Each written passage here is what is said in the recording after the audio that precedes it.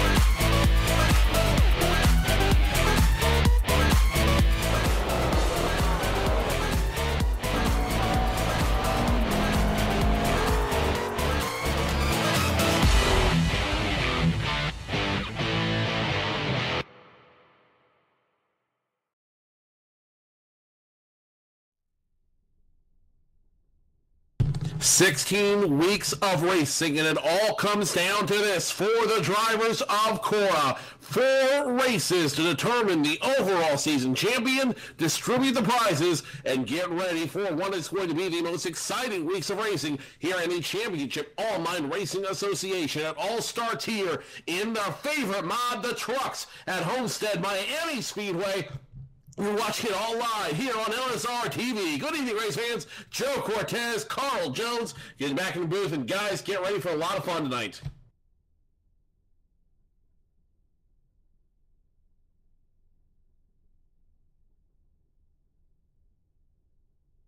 Yeah, it's going to be a great night. We're going to have a lot of fun out here, like you said.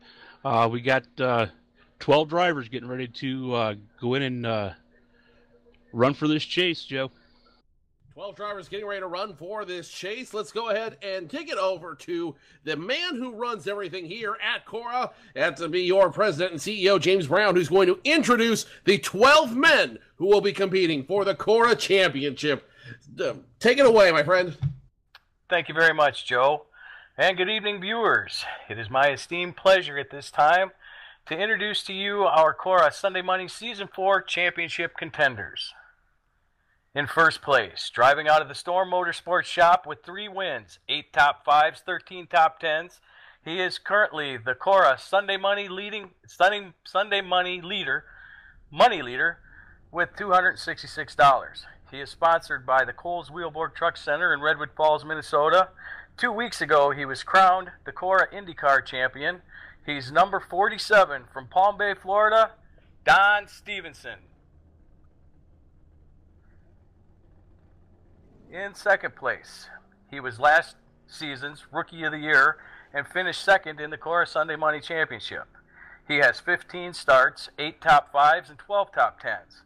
He is sponsored by D&K Trucking out of Montgomery, Illinois, and is owned by Donnie and Carol Thornton. Out of Charlotte, North Carolina, he's number 35, Nathan Sedlick. Sitting in the third spot, he is the leader of the Fast Lane Motorsports racing team and is currently leading the Truck Series division. He is sponsored by WW Trucking out of Sandwich, Illinois, owned by Bill Woodworth. And he is number 24, Everett D. Lane.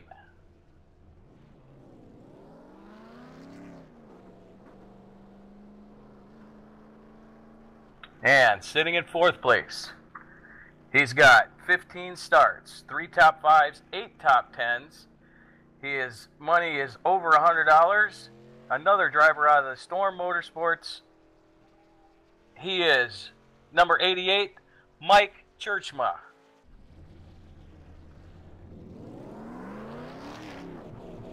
And in 5th spot, unfortunately, due to some technical issues, number 20, David Wink, will not be with us tonight. In 6th place, with 15 starts, he's got 1 win, 4 from Montgomery, Illinois. He's number 78, Michael Johnson. In 7th place, out of Columbus, Ohio, he drives the Small Town Computers entry owned by Lance Mead and Carl Jones. He's got 16 starts, 1 win, 3 top 5s, and 6 top 10s.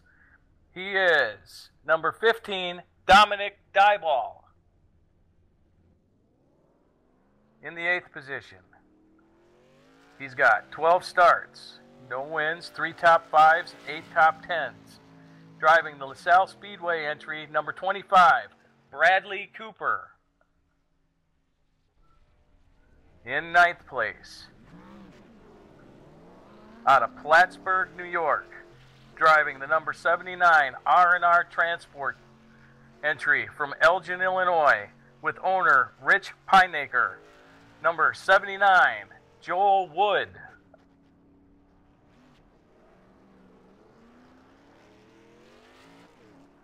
In 10th place, driving the Curiel truck from Aurora, Illinois. He's got 14 starts, 3 top 5s, 5 top 10s. It is the number 29, Sal Arcadia. In the 11th spot, from Louisville, Kentucky, sponsored by AutoForSales.com. He is the owner driver with 14 starts, 1 top 5, 4 top 10s, number 60, Sean Dewar. And in your 12th spot, driving the CORA entry, he's got 15 starts, 2 top 5s, 5 top 10s, Mendota, Illinois, James I Feel Good Brown. And that rounds out your top 12 contenders for tonight. Thank you, James Brown, and best of luck to you, as seeing as you're the 12th contender out there. Ladies and gentlemen, that is your top 12 contenders. It's only 4 races to determine the champion of season number 4, and only one thing is guaranteed. A new driver will have the opportunity to hoist the trophy over his head in 4 weeks. Ladies and gentlemen, the 2014 chase for the CORA Championship has begun.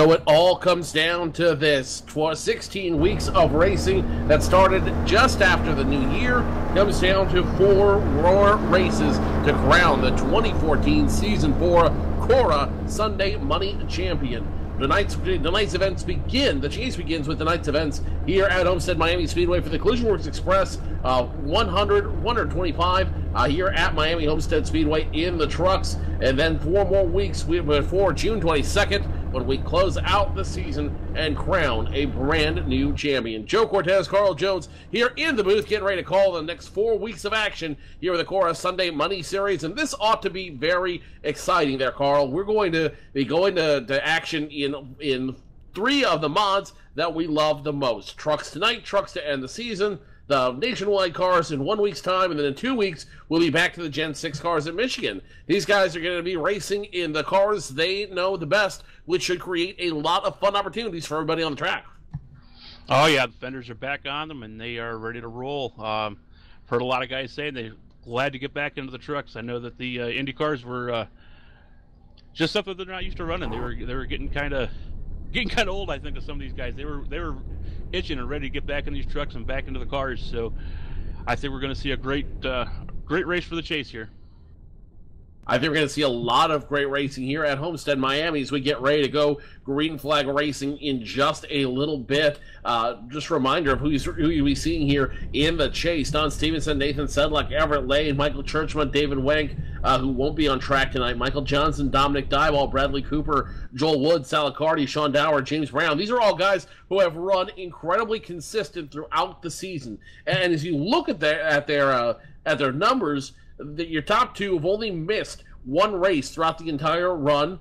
Your third place in points. He's hit every race. Dominic Dyball's hit every race. Joel Woods hit every race. So really, guys are not only being rewarded for consistency, but for consistently showing up and giving their best effort every night in, night out, every night here in the Sunday Money Series. You got to wonder though.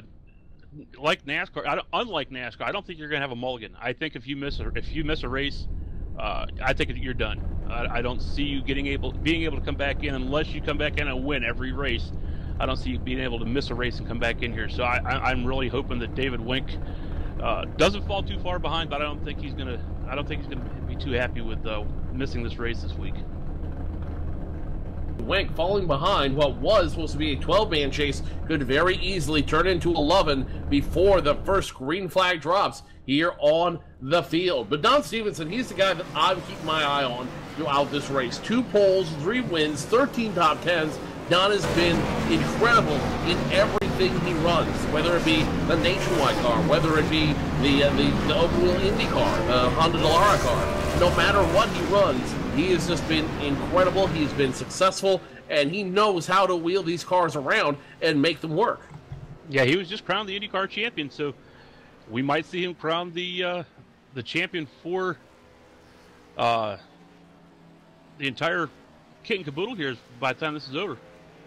And remember, Don Stevenson also won 2 nationwide races. He won the Small Town Computers 111 at Michigan back in February. He also won the Collisionworx Express 101 at Talladega. That was the time-shortened race at Talladega on March 9th. So Don Stevenson also knows how to run the nationwide cars. That'll be tested in 1 week's time when we run the retro paint schemes at Atlanta on June 8th. So Don Stevenson really has a strong advantage going into these next 2 races. He knows how to work these tracks of any size. He knows how to work these closed wheel cars, and I think Don Stevenson is really going to be the threat out here tonight. Well, I'll tell you who else keep an eye out for is that Dominic Dyball. He made a showing here right towards the end of the season. Real strong showing. Won his first CORA race ever. Running in what was that car he ran? I'd have to look back on that one. But yeah, he won his first CORA race ever, and like I said, he ran real strong here towards the end of the season. So he's another one you're going to want to watch out for, along with Nathan Sedlak, another really strong driver. Dominic Dyball won the Collisionworx Auto Body 101 on March 30th at Talladega in the Gen 6 machine. We'll be going back to the Gen 6 machines on June 15th in 2 weeks' time when we go to the Collisionworx Auto Body at Michigan. So that's going to be also a very interesting track for Dominic to run out there, mostly because we know Dominic can be strong on those longer tracks. And that's a 2-mile D oval. If he's going to be strong anywhere, that might be the place for to watch him be strong at. This is going to be an interesting race here today, though. It's a smaller track. It's pretty tight. I went out and did some practice laps in it earlier on yesterday, and the track's very tight. Not a lot of slipping and sliding around, and you can actually get in there and run a couple different grooves on this track, so you should see a lot of good passing here today. As far as that goes, I didn't get out there today, so I don't know what it feels like, but I know yesterday when I was out there, like I said, my truck was very tight. I had to keep it up on the wall. I couldn't get down to the bottom. And I think that's going to be the preferred line is probably going to be the bottom of this track. Final happy hour going on right now as we speak. Nathan Zedlife, Don Stevenson at the top of the practice positions right now. George Bark returning to the CORA Sunday Money Series. He's third in practice right now. Some of your other notable chasers right now, chase contenders, I should say, right now as they run in practice. Jay Anderson, the 18 machine, he's running strong as we speak. And Jay Anderson, I don't believe, is in the chase. I spoke that one just a little too soon. Sean Dower, he's in the chase, though. He was currently running 6th in practice. Michael Church was currently running 8th in practice. Joel Wood running 9th in practice. Michael Johnson, 11th. Everett Lane, 12th. So a lot of guys all over the place right now. James Brown, 19th. Bradley Cooper, 21st. This is really going to be a test for all these drivers on how to make this track work, especially if you're in the chase where every position counts.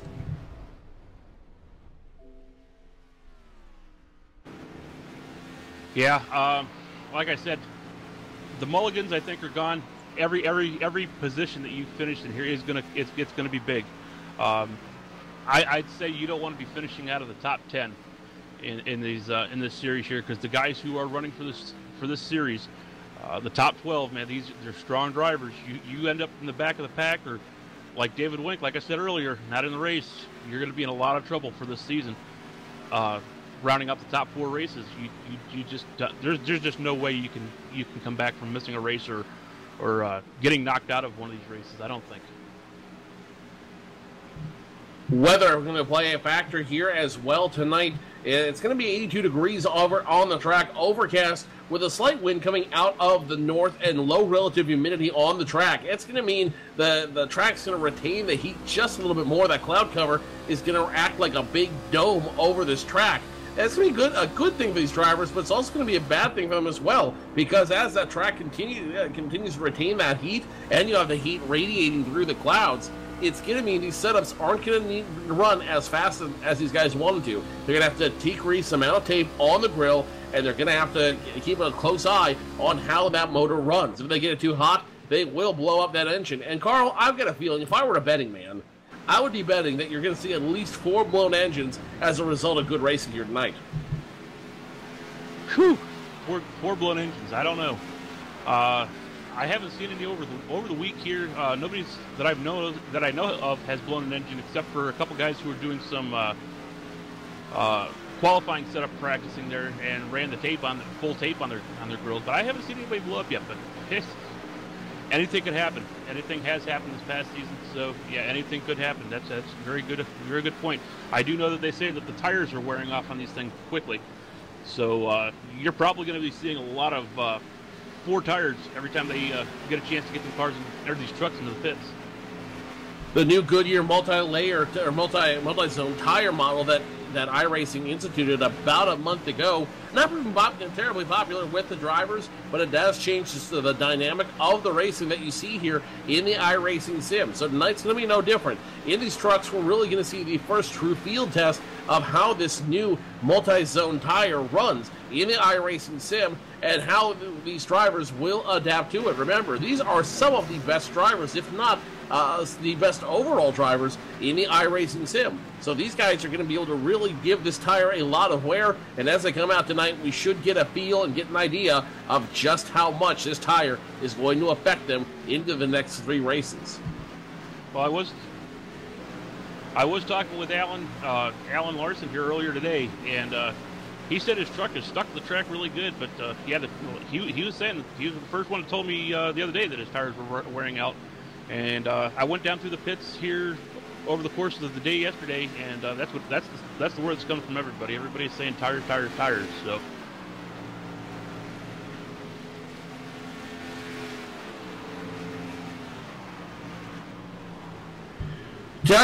Practice coming to a close. We'll be back to qualifying here in just a moment's time. Let's go ahead and step away from the microphones. When we return, we will go down trackside for tonight's opening ceremonies here at Homestead, Miami, in the Collisionworx Express Trucks 125 at Miami. We'll go down tonight's starting lineup and get ready trackside for the first laps of the race here at Homestead, Miami. The chase for the CORA Championship begins in just a few moments. You're catching it all live here on LSRTV.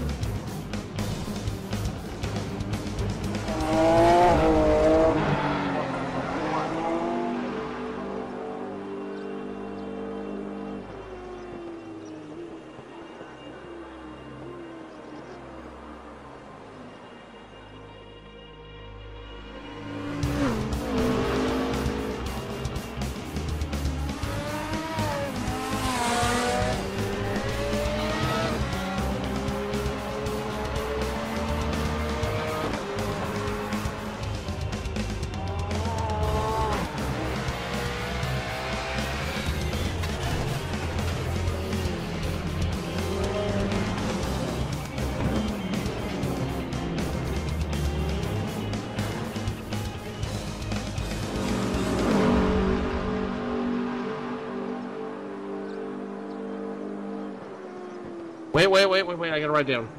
Not ready yet. I was hoping you were saying that we're done with that, but...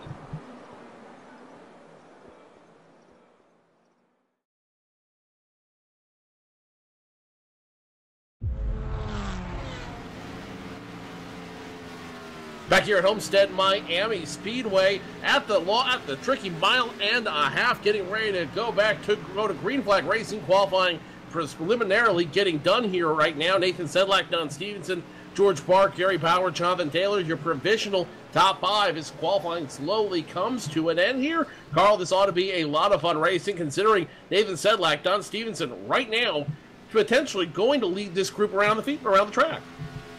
Well, I just got word from up top here. The actual top three tonight are going to be the number 11 of Tim Rossinow,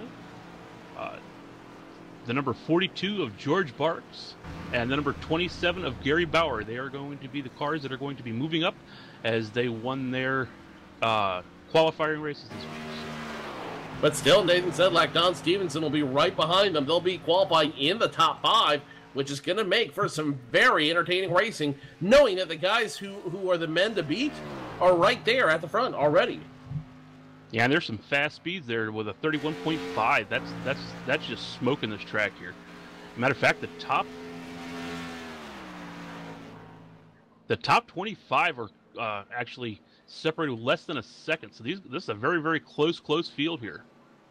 It's going to make for some very fun racing. 125 laps in the Collisionworx Auto Body Express 125 here at Homestead Miami Speedway. Let's go ahead and take it down trackside for tonight's opening ceremonies.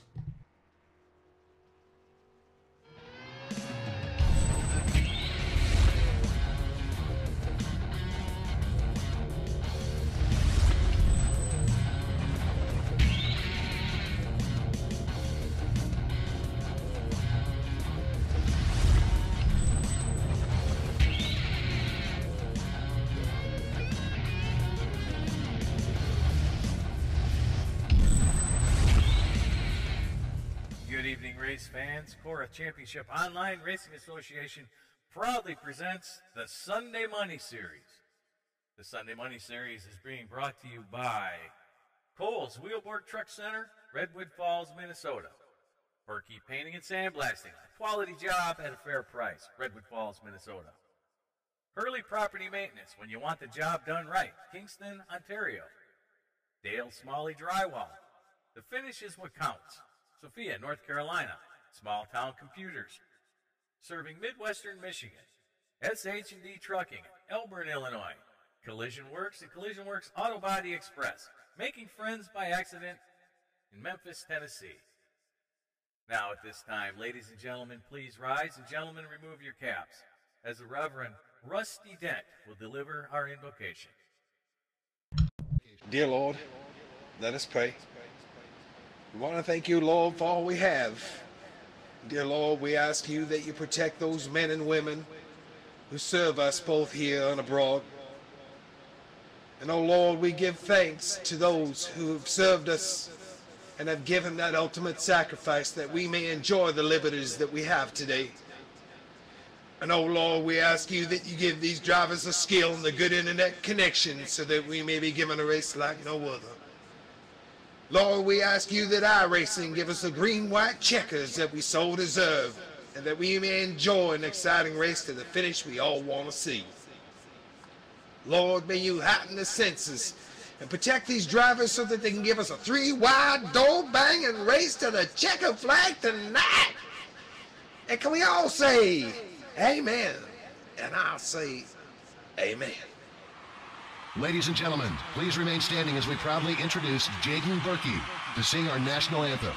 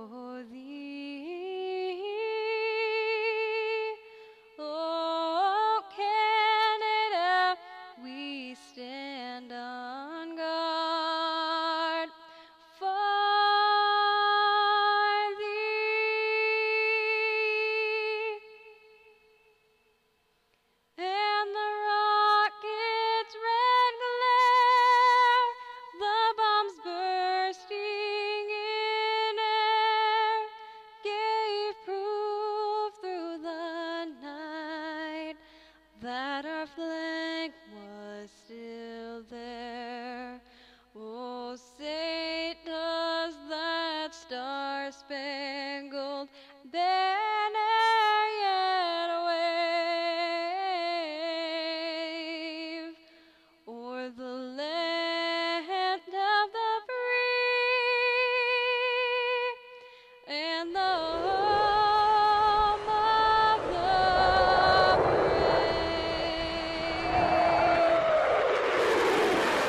This time, the 5 sons of our CEO, James Brown, Alex, Andrew, Nick, Cody, and Ethan, will deliver the 4 most famous words in all of automotive racing. Good luck, drivers. To all those watching, it's time to sit back, relax, and strap it down. Let's go Sunday money racing, CORA style.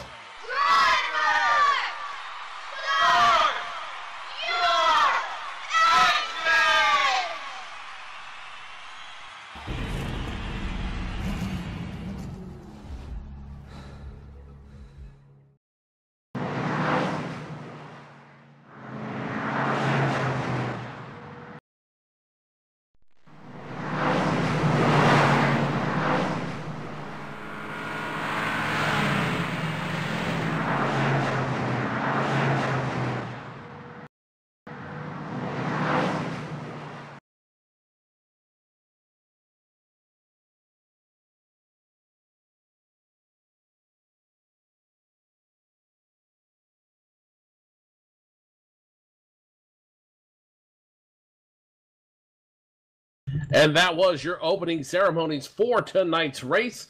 The first race of the 4-race CORA Chase for the Championship, the Collisionworx Express 125.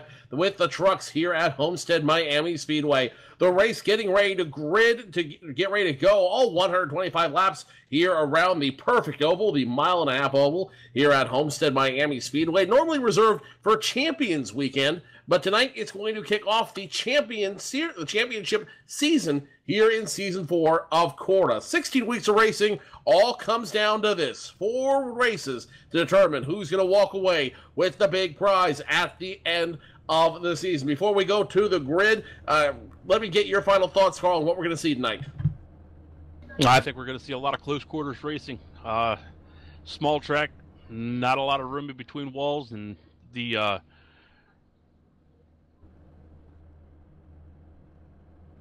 Aptly put, Carl. Aptly put.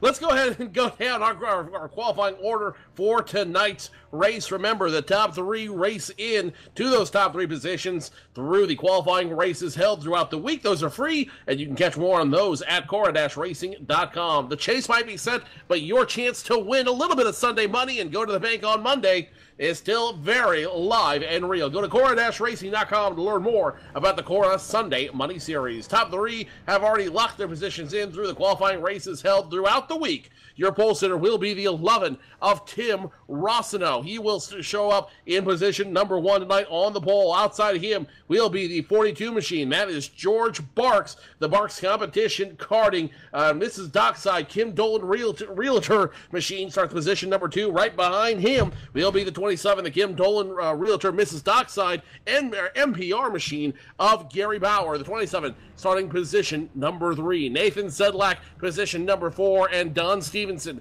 the man with 3 wins so far in the 2014 Season 4 campaign, will start position number 5. Jonathan Taylor, the 64, will start position number 6. Michael Churchwell starts position number 7. John Dower starts position number 8. One of your chasers, Michael Tibbetts, the 97, starts position number 9. And rounding out your top 10 will be the 79 of Joel Wood. Michael Johnson will start 11th. Gordon Berkey on the outside of him, position number 12. Richard Holland, 13th. Jay Anderson, 14th. Dominic Dyball will start in the top 15 in the Small Town Computers machine. Outside of him, one of your chasers, Sal Licardi, the 39 machine, starts position number 16. The 24 of Everett Lane starts 17th. The 68 of Phil Gary, one of the other AutosForSale.com trucks out here, will start position number 18. Bradley Cooper, one of your chasers in the LaSalle Speedway machine, starts 20 in the 25 machine in 19th. James Wilkins, the 3, starts in the top 20. Jonathan McMillan, Nicholas Dissett will start row number 11. Colton Berkey and your final chaser, the CEO, James Brown, start on row number 12. John Pansula, Jason Halverson, row 13. Chuck Thompson, Michael Whitlock, row 14. And the main starting shotgun on this field, all the way back in position number 29, will be the number 9 of our very own Alan Larson. 29 trucks getting ready to take the call here to go Green Flag Racing. 125 laps around Homestead Miami Speedway. It all begins as the pace car makes a hard left turn down pit road. All in control of Tim Rossino as he waits. George Bark right beside him. Green silk in the air. And the chase for the 2014 Season 4 CORA Sunday Money Crown has begun. Side by side, Tim Rossino, George Bark almost make contact. Going into turns number 1 and 2, Rossino skates in front, George Bark second, and now Nathan Sedlak making the charge for position number 3. Tim Rossino made that slide right up there in front of Bark. That was a really nice slide job he did there. Looks like he's going to be able to maintain the lead here. Things really heating up here in the back. We're looking at about 4th position on back, still sitting 2 by 2 by 2. So this is going to be a really interesting race to watch here. These guys are going to be snaking their way down through these straightaways 3 and 4 wide. Almost 3 wide for a moment around the 64, the 47, the 88, and the 27. Now the 88 debating, making it a 3 wide race down the backstretch. 27, 64 make contact. Jonathan Taylor gets a hip check from Gary Bauer. They will continue to run side by side through turns 3 and 4 here at Homestead. Gary Bauer gets way high, almost dirt tracks it into 4. Can't hold on to it, so Jonathan Taylor will move up in the 64 machine from 6th to 4th. Michael Churchwell, the 88, Lafarge machine, I should say. Lafarge machine Now position number 5, Gary Bauer continuing to drop Sean Dower into Old School's paint scheme tonight. The 60 machine will battle for that 6th position, and watching all the melee happen in front of him is the patient driver of the Coles Wheelberg Truck Center Chevrolet, Don Stevenson, watching everything happen in front of him. Now he's going to make the move. That's a 27 once again, gets way high through turns 3 and 4. Something is wrong with that 27 machine, and I don't know if him or the crew have any clue what's wrong with it. Next one to make a pass on him is going to be Joel Woods. He's going to be heading down low, and then the 78 truck there of Michael Johnson. He's looking, well, he just got overtaken by the 31 of Richard Holland. That was a really nice move by Richard to get down underneath there before he had a chance to get down underneath Gary Bauer for that position here. He's going to go ahead and give it another shot. He's going to get down underneath Gary. Gary's up into the wall. Quite a bit of damage done on his truck there with hitting that wall like that. A lot of damage to that 3rd place starting machine, and that is going to be a big detriment. He's got one reset he can burn any time in the race, and I've got a feeling he might be ending up burning it sooner rather than later as he tries to fall in line back behind the top 20. Back up front, Tim Rossno continues to lead. George Bark all over his tailgate, and Nathan Sedlak in 3rd, wasting no time trying to get a jump on him on his other competitors in this chase. Nathan Sedlak makes a clean pass on George Bark as they hit the start-finish line, and it almost looks like it was a deliberate pass there, Carl. It almost looks like George Bark opened the door for the 35 of Nathan Sedlak to go ahead and jump in and go and maybe get in front of Tim Rossno.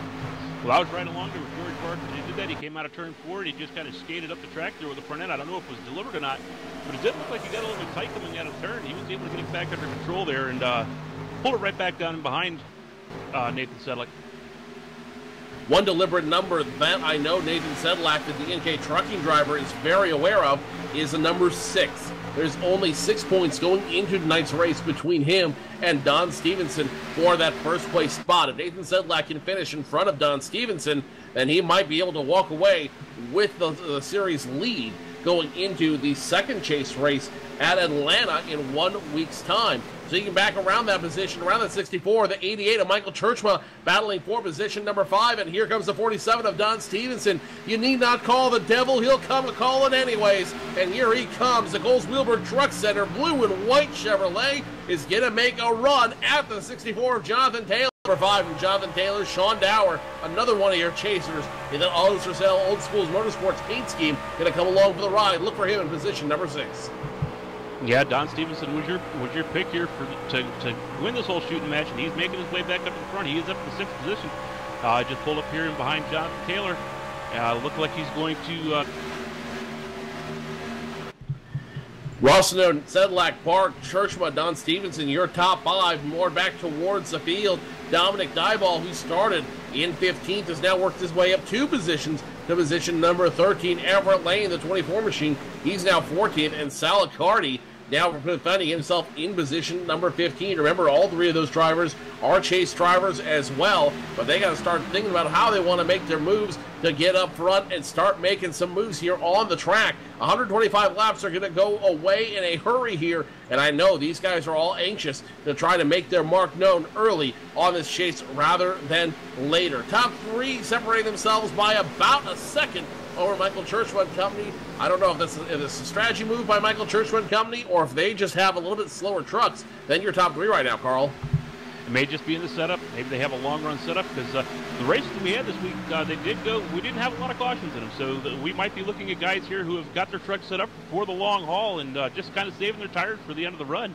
Like I said, these tires are going away pretty quickly, so they might just be conserving a little bit. Might be conserving a little bit early as Michael Churchman Company look like they're in no hurry to get up front. Meanwhile, back up front, we have our first a challenge for the first lead change of the night. Tim Rossno, Nathan Sedlak now side by side going down the the front stretch here at Homestead, Miami. Sedlak not able to make that pass on the front stretch. He's going to try here in turns 1 and 2. George Bark's going to come along for the ride. And it looks like it will be Nathan Sedlak getting the glass clean on the low side in turns 1 and 2. Can he hold on to it? That's the big question. He's going to try it again here in turns 3 and 4. Put some more distance on the 11. New leader. The first lead change of the night belongs to Nathan Sedlak. And right behind him came George Barks. once Nathan opened that door, put him up top there, George Barks was able to get down underneath him, and he made the pass for second place. Nice and clean. Meanwhile, that backdraft is now starting to catch up. They're only a second away from your top three. And as soon as we have that lead change, we're going to have another lead change on top of that. George Bark wastes no time getting around turns 1 and 2 and getting around Nathan Sedlak down there. So the second lead change of the night goes to George Bark.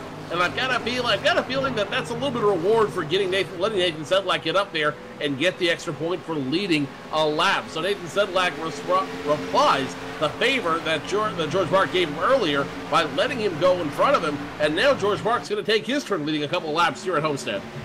Yeah, Nathan Sedlak is the first one to strike first here on getting those extra points for leading a lap. But Michael Churchman is on his way up there. It looks like now they've put the foot down and they're closing it in now. They're starting to catch these guys here up in the front, and it looks like Michael Churchman wants to get up here, and Don Stevenson and Sean Dura want to do some racing also. Michael Churchman leading that second group forward, and Michael Churchman had the right idea the entire time. Just wait patiently, and as those guys fight among themselves for position, he'll go ahead and strike when he's needed. And now Churchman's in striking distance of those top three trucks. George Bark, though, he's starting to break out all by himself. This is not an unusual move we've seen for George Bark. He likes to have a setup that can run by itself and run strong by itself.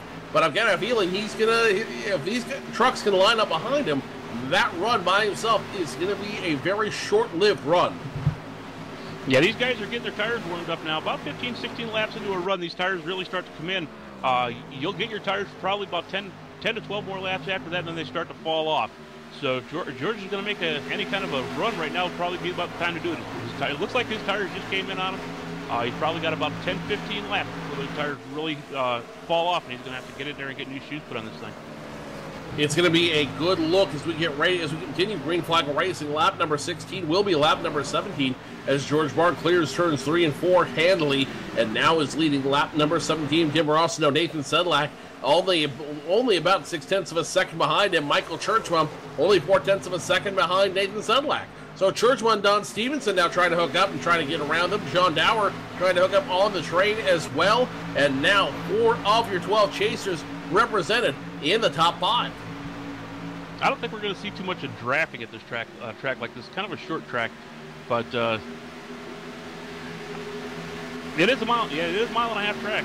But you're only going to get a little bit of draft maybe towards the end of the straightaways. You're not going to get so much of draft you're not going to get hardly any draft at all in the turns, and very little at the beginning of the straightaways. But towards the end of the straightaway, you might see a little bit of a draft come in. But I don't think they're going to be using a lot of the draft to their advantage. 4 of your 12 chasers currently being represented in the top 6, 5 in the top 10, and nearly all of them in the top 15. All but 2 in the top 15. You'll go all the way back to 21st for the last chaser, and that is Bradley Cooper, currently running position number 21 right now in the number 25 LaSalle Speedway Chevrolet Silverado. And if you look at that 25, it looks like he's got a little bit of front end damage out there, Carl. It looks like he's done a little bit of damage to that car, but I'm not sure how that happened to Bradley Cooper. The front end looks a little punched in, and it looks like he's got some rear damage on that right side. So Bradley Cooper not having the start to his chase that he wanted. I think to find out where he got that damage, you might want to look at the rear end of somebody else to find out if the damage matches up.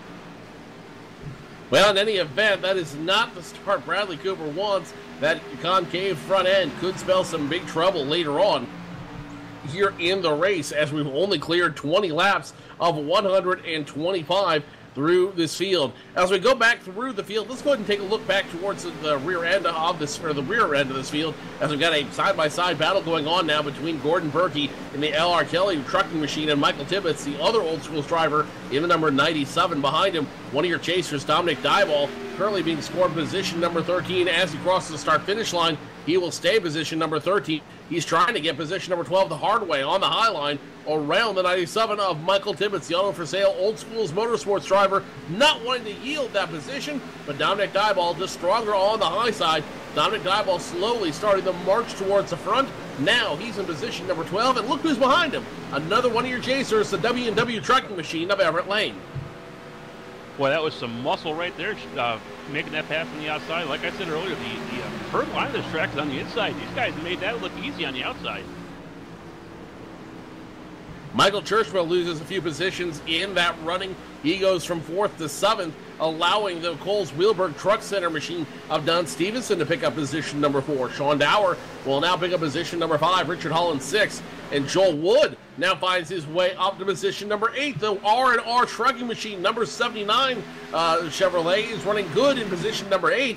The only problem it looks like he's having right now is he might have some electrical issues in that car, which could take away that top 10 position he's running so strongly in. Yeah, that's a shame. He's been having the same problem all season long with that, with the electrical problems. It seems to have bit him. I mean, I don't think I've seen him being taken out of a race yet because of it. It's maybe one, but hopefully he don't get taken out of here because, like we said earlier, you lose a race here, there are no mulligans. A chase for position number 2 starting as we speak as the 35 of Nathan Sedlak, the D&K trucking machine, doing everything he can to get it under the AMS oil machine of Tim Rossino. Rossino blocking that low line as hard as he can. Nathan Sedlak, though, he's looking low. He knows he's got the truck that can beat him, as now they start catching up to lap traffic. In front of him is a 28 of Michael Whitlock. Whitlock hits the wall hard. He's going to have some trouble.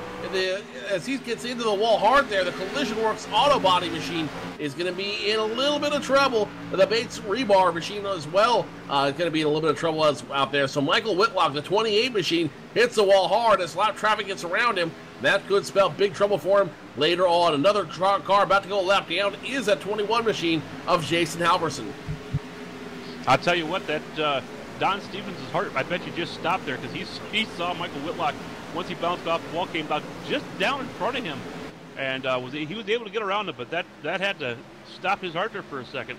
But back up here in the front here, looks like George Barks has made himself a nice little lead here. He's almost got a second lead over the second place truck of Tim Rossino.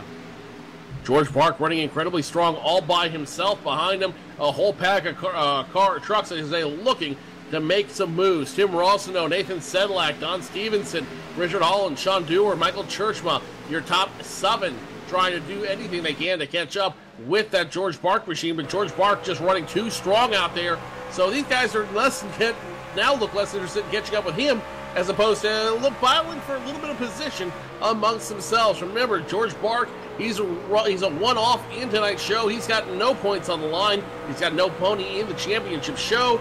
But guys like Nathan Sedlak, Don Stevenson, Richard Holland, and Sean Dower, those 3 of those 4 drivers, they have something to show for this show, and they know that every point counts. Nathan Sedlak, Don Stevenson, Sean Dower, all chasers currently running 3rd, 4th, and 6th.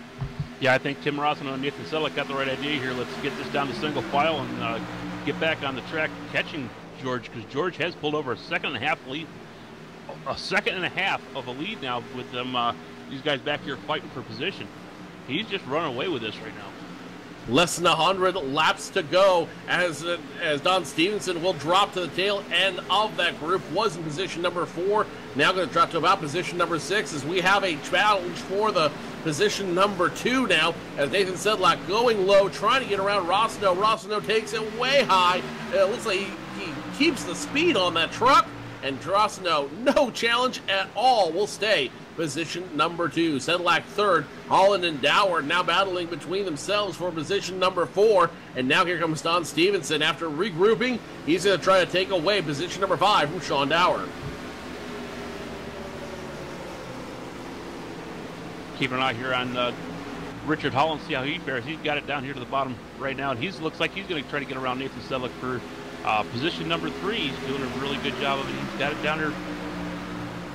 Was not able to make the pass at this point in time, but he's going to keep it down underneath Nathan. Wow, I can't even talk now. I think whatever happened to you earlier happened to me now. My tongue just broke.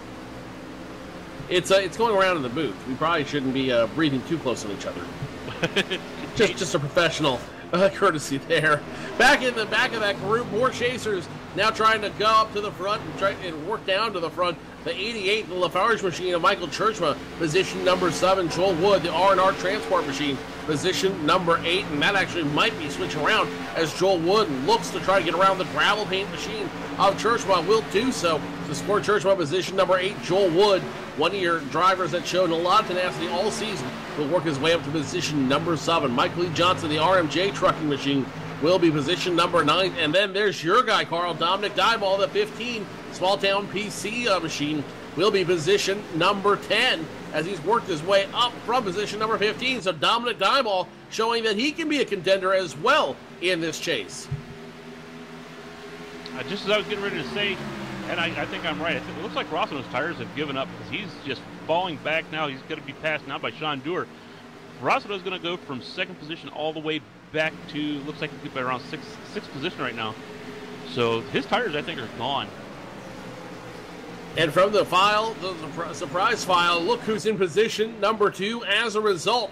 Richard Holland, the Old Schools Motorsports Auto for Cell Chevrolet. He will now work his way up to position number 2, and he's got a half second and counting over Nathan Sedlak, Don Stevenson, and Sean Dower. So Richard Holland, he's not in the chase. He actually finished 16th in points, but he doesn't care. He still wants a good showing for the team, for the sponsor, and Richard Holland looking to make his mark very, very quickly here at Homestead, Miami. Well, the top 12 are set in stone. We already know who the top 12 are, but you got to remember this. Whoever finishes 13th in points also walks away with a little bit extra this season. So, yeah, I mean, he's only 16th in points. He has a chance of getting up there and getting to 13th and still walking away with a little bit extra this season. Chuck Thompson, the next car to go, Chuck's truck, I should say, to go one lap down as he will get passed by George Park. So the Cobalt machine, Chuck Thompson will go one lap down, and that will leave only 26 trucks left on the lead lap. Richard Holland, Sean Dower now in third. Don Stevenson gives in the position. Stevenson will sit back to fourth. Nathan Sedlak slips back to fifth. Tim Rossino, the tires gone on that Chevrolet Silverado. The Goodyear Wranglers, nothing left on those tires. So he's just going to play some conservation racing until they start these green flag pit stops. Joel Wood, Michael Churchwell, Michael Johnson, Dominic Dyball, your top 10. Everett Lane having a hard time out there, currently running position number 14 in that 24 W&W trucking machine. Remember, he is one of your chasers as well. Everett Lane came into this chase third in points, 8 points behind leader Don Stevenson and 2 points behind Nathan Sedlak. So Everett Lane needs to start getting something moving here, considering all of his main competitors are within the top 5 right now. Well, talking about the top 12, James Brown has dropped it all the way back to 18th. He just got passed by Bradley Cooper. James looks like his tires are gone as well tonight. He's not able to hold it down there at all. He's just sliding right at the track. Every time he goes in the turn, he slides it right up the wall. Another guy who started out strong tonight and is now falling back through the field is Gary Bauer, the number 27 machine. He's started on the outside pole. He's now going to be running in the top 20, exactly on the top 20. In front of him is a double zero, or was in front of him, was a double zero of James Brown. James Brown now puts out, starting to go away, but he's still going to give it all he's got. As now look who's up in the mix, trying to get some speed on his truck. That's Dominic Dyball. He just passed Michael Churchma in the 15 machine. The 15 machine, Dominic Dyball, I should say, past the 88 of Michael Churchma to get into the top 10. Dominic's running strong. He looks like his tires are just the opposite. It looks like his tires are coming in. He's able to hold it down there pretty much towards that white line. That's what it takes. You need to hold it down there because you start skating, you start scrubbing off speed and you slow down. But he's able to hold it down there. He's able to make some passing. So looks like we might see Dominic Dyball get up here to the top 5 here before the pit stops. You think? Setup is really showing its hand, and setup is really showing why it should be in play here. 39 laps being run right now without a single caution flag, and leading a lot of them is George Bark. He's got almost a second over Richard Holland. Sean Dower in third, still doing sword fighting a little bit with Don Stevenson back there. Tim Rossino, Nathan Sedlak, the top 6. And a couple other drivers of note, Joel Wood, Michael Johnson, Dominic Dyball, Gordon Berkey in the top 10. One driver having a hard time with his tire management is the 88 of Michael Churchma. I don't think Churchma came into this race prepared for that new tire model, that new Goodyear Wrangler tire model, and he is paying for it right now. The tires are going away rapidly on that number 88 Lafarge machine, and he is having some issues out there. Well, I'll tell you, the driver who was ready for the tire package, it looks like Richard Holland. because he's run down George Bart from about a second and a half back now. He's down to less than a half a second behind George, getting ready to challenge for the lead. So maybe Richard Holland knows a little bit something about these tires. Being told now that the 88 of Michael Churchma made contact with the wall going through one of the turns, a few laps to go. Not sure when all that took place, but Churchma has some heavy right side damage that they are going to need to get repaired when they come down, hopefully under a caution flag. But until then, Churchma's going to continue to drop back through this field.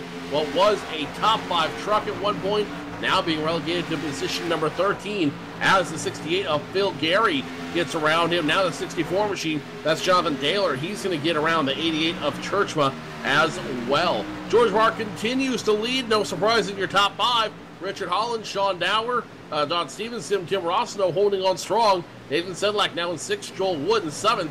Battled now for position number 8 as a 78 of Michael Johnson, fighting with Dominic Dyball and Jay George Anderson. Barks is spinning. George Barks has got spun. The 42 machine did get spun out there. Looks like by the 31 as they tried to pass clear lap traffic, and that is going to bring out the first caution flag of the evening. The 31-42 making contact heavy in turns number 4, and it looks like the 31 didn't look like it was an intentional move on the 31's part. The 42 just got forced to check up as lap traffic showed up in front of him. So George Bark, he was your leader. The king is dead, as they say. Long live the king. Bark goes down to 4th. We're under our first caution flag of the evening. Well, it might not have been intentional, but I have a funny feeling that Richard Holland is going to be making his way back to the front of the pack from the back of the pack after that one, because I have a funny feeling he's going to be EOL'd for that incident. But George Barks didn't lose too awful much, so he got her spun right around, did a complete 360 there, got her back on track, only went back to 4th position. So.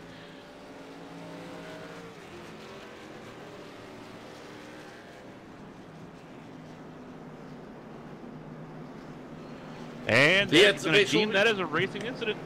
Racing incident. Richard Holland gets the free pass as he comes down pit road.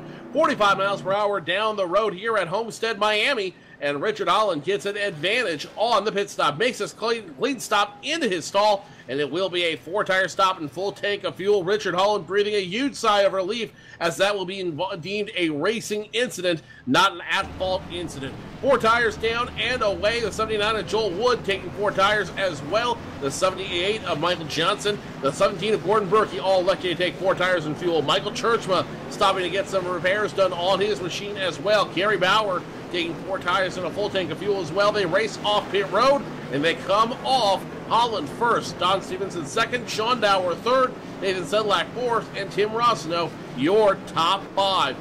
Carl, if you're driving that 31 truck right now, how relieved are you to get that call from the official saying we're deeming that a racing incident? Well, I know Richard Holland. I've talked to him many times. I've been in his garage area many times with him and talked to him. Real nice guy. That wouldn't have been anything that he would have done on purpose. So he's sighing. That's a big sigh of relief for him, because I know that was not something that he would have done intentionally, and he was probably worried that it probably to him looked like it was an intentional one though. Let's go ahead and take a look at that incident one more time from the dashboard of Richard Holland. And, I'm almost inclined to agree with the officials here. You see him, there's nothing he can do as a 47 of George Bark forced to check up due to that lap traffic. And I almost want to put this incident more on George Bark than I do Richard Holland. George Bark caught all that track in front of him, and instead he tries to make the pass from the back bumper of that lap truck, and that's not how you make the pass.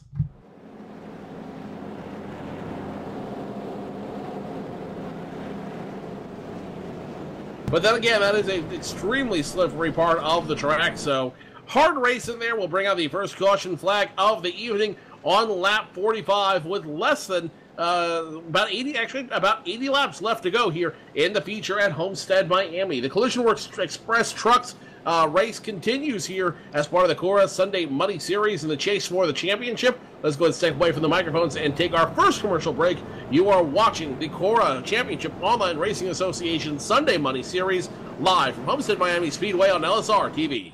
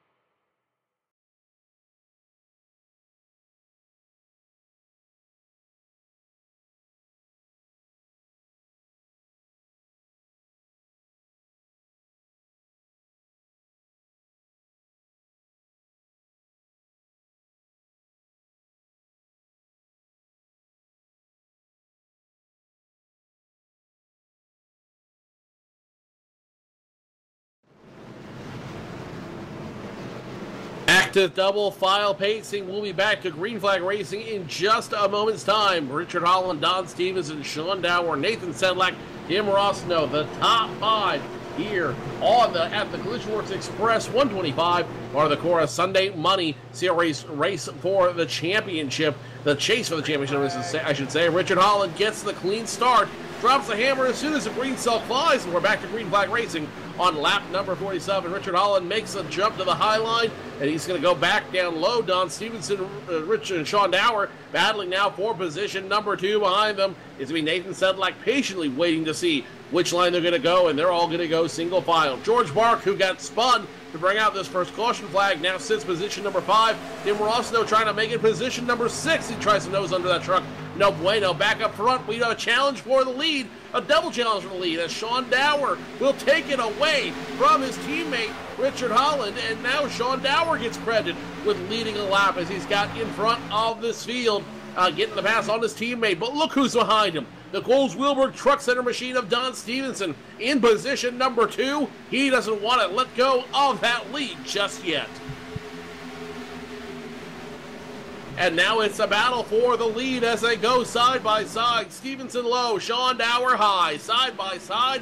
We could have another lead change yet as they almost make contact. Sean Dower gets up, gets away from it, and he will retain the lead. But now here comes the 47 machine. That's Don Stevenson. He's not giving up like a bulldog on a bone. He holds on, and now he wants to try to make that lead change permanent. He's got a nose on the 60. The 60 is getting to the push from the 31 of Richard Holland side by side. They'll go back in turns 3 and 4, and it's going to be a drag race through the turns. Don Stevenson has the advantage, has 3/4 of a truck on the 60 of Sean Dower. It's going to be a drag race down the front stretch, and on paper, it will be Don Stevenson taking away the lead. Can the blue and white Chevy make it official? It's all about momentum, and right now, Sean Dower is able to keep that momentum, but it looks like he's going to get cut off now by Don Stevenson. Don Stevenson's going to work his way up in front there, and Sean Doer's going to have to relinquish the lead. Sean Dower relinquishes the lead officially, and Don Stevenson stands alone in front of his field, hunting win number 4 here in the 2014 CORA Sunday Money Series. Sean Dower now second, Richard Holland third, Nathan Sedlak fourth, Tim Rossno rounds out your top 5. George Bark now sitting in position number 7 behind another chaser, the RMJ trucking machine of Michael E. Johnson. 8th is Joel Wood, and now battle for 9th is Jonathan Taylor. Do this battle with Phil Gary. Phil Gary, in another one of the Old Schools driver, he will get around Jonathan Taylor. And now 3 Old Schools drivers in the top 10. Old Schools having a great night, but Don Stevenson literally just one better. Well, I'll tell you what, what's really a big shock to me is Everett Lane sitting back there in 15th position. He was coming into this. Now, you got to remember, we run different chases out throughout the season. We have this race, one more race to crown a truck champion. Well, coming into this race, Everett D. Lane was the points leader. He's sitting all the way back there in 15th position now. So he may lose that points lead also. 3 championships left to crown in addition to that being championship. Those are the Trucks Championship, which will not be decided until the final race of the season. The Nationwide Championship, which won't be decided till the end of next week's race. The Retro Night brought to you by JJN Productions. And the Gen 6 Championship, which won't be decided until after the Michigan race on June 15th, the Collisionworx Auto Body race at Michigan.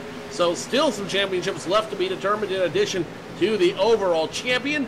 And I'm sure we'll have some clarity as how those will be decided here in very, very subsequent weeks. Richard Holland now trying to pass teammate Sean Dower for position number 2. They will continue to run side by side. The Old Schools AutosForSale.com machines side by side. Now it will be Sean Dower moving behind his teammate Richard Holland. Holland in position number 2, Sean Dower third, and Nathan Sedlak.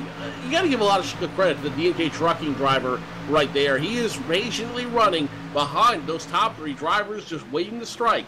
Nathan Sedlak looks like he's playing a little bit of mental chess with those 3 drivers in front of him, and that's not a bad thing for Nathan. He's doing a great job as we crossed over the 75 to go marker here. Nathan Sedlak just doing a great job of pacing those 3 drivers in front of him and waiting till the right moment to make his move.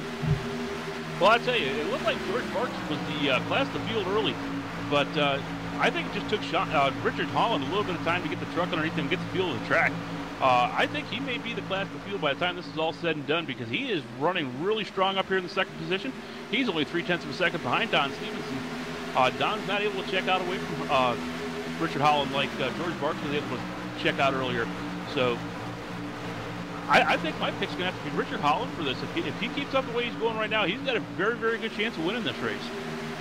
The 21 of Jason Halverson coming back onto the racing surface after a trip down pit road. Halverson was black flagged, and I believe that was a speeding penalty during the round of yellow flag pit stops there. So he will do the drive-through, and he is now back on the racing surface as business starting to pick up around position number 9, position number 10, as Jonathan Taylor, the 64 machine, right behind him. They are side by side, Phil Gary and Gordon Berkey. Gordon Berkey running the L.R. Kelly trucking machine.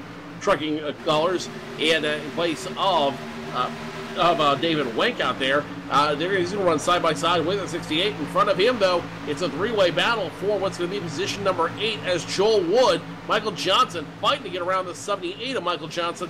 That's Jonathan Taylor in the 64 down low. 2 by 2, they continue to run through the turn. Joel Wood came off the turn there. It looked like he was a little bit loose. The rear end of his truck kicked out. He was able to hold on to it really nicely, though. Didn't have any problems.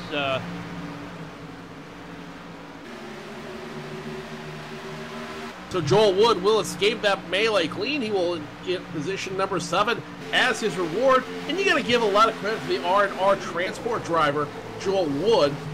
He is running incredibly well out there. He's had a great season, and he's being rewarded for it. Consistently ran all season long with 2 top 5s, 2 top 5s, 2 top 10s. Joel Wood comes into the chase in position number 9 after there was some speculation that the R&R transport driver wouldn't qualify in. But guess what? He found a way to make it work, and Joel Wood now running top 10 here at Homestead.